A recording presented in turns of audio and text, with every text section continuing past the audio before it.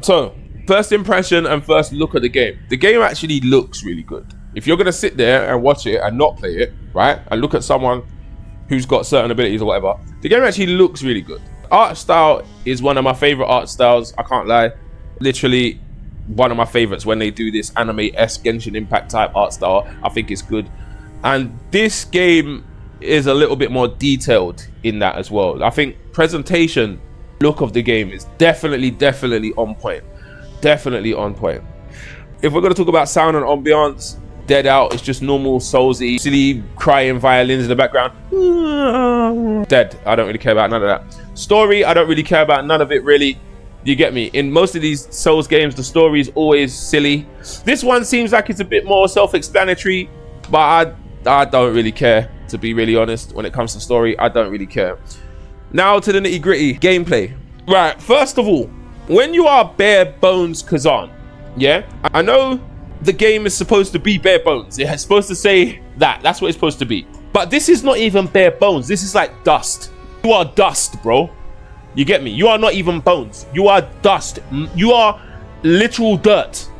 The way it starts, it makes the game feel so dead. It makes the gameplay like it's trying to play like a fake Sekiro, where you're literally going and parrying, hit twice, parrying.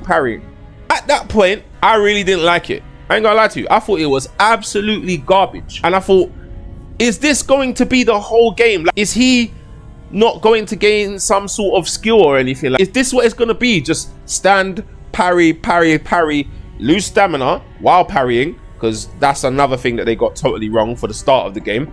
Parry, whatever, cool. As soon as he starts unlocking skills, the whole gameplay changes.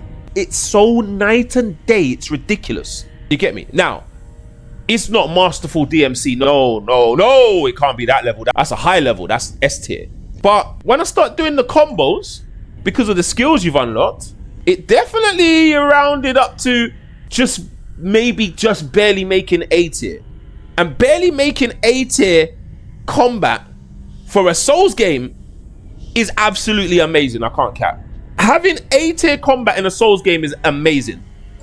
Most, if not all of the Souls games I've played and completed have dreadful combat. Dreadful. To me, that's the Souls shtick.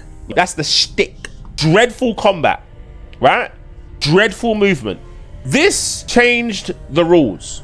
This actually added a difference.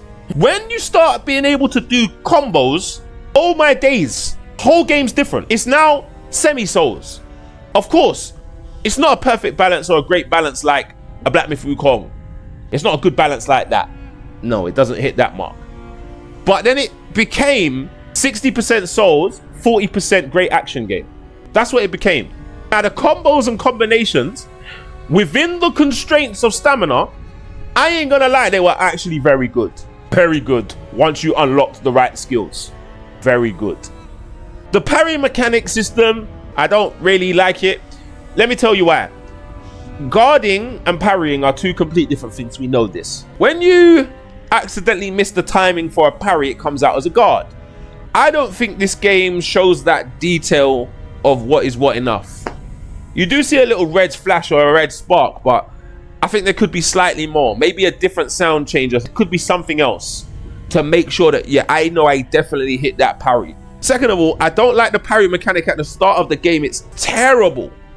If you don't reduce the cost of perfect parrying in this, if you don't reduce it, garbage. The parry mechanic is garbage. Garbage to the point of not like, oh, I'm just starting the game, I got to build my character. No, garbage to the point of garbage. Delete the game, garbage. So they got to change that a little bit, bro. I don't need to lose friggin' 3/4 of my stamina for perfect parrying a flurry from a boss. Because if I perfect parry the flurry from a boss, I don't have stamina after to punish it. So I've done all the work and I've got no reward.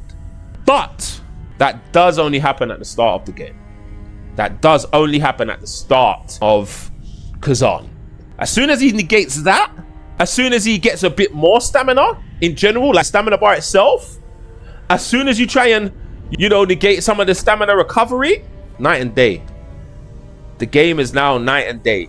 Bro, This is the first Souls game out of the many I've played that I was thinking about combos, bro. I was thinking about combos. What can I put together here? If I do my light attack combo and then I go into that spinning helicopter move and then land, then I friggin' throw my axe, run at him, dash, start the combo again. Bro, I've never had to... In a Souls game, you never think of combo. All you just think of is silly R1 attack and then maybe do heavy charge attack if the boss permits you. I can't lie. So if I'm gonna score this beta, if I'm gonna score it, right, I would have given it an 8. I'd give it a late game 8 for later beta 8 when he actually gets things 8, right? But because of the starting and how poor it was, how poor and unbalanced it was, I'm gonna give it a 7. Potentially a whole game, I can see this game reaching an 8 maybe. I can see it reaching an 8, potentially. The whole game, when the full game comes out. I can see it reaching an 8. I can't see 9 because no Souls games are a 9. Yeah, combat's too dreadful. Stamina constraints too dreadful. But I could definitely see an 8. I can definitely see an 8. Definitely. Yeah. Anyway, that's my review of this. I might play some more, but yeah, that's my little review still.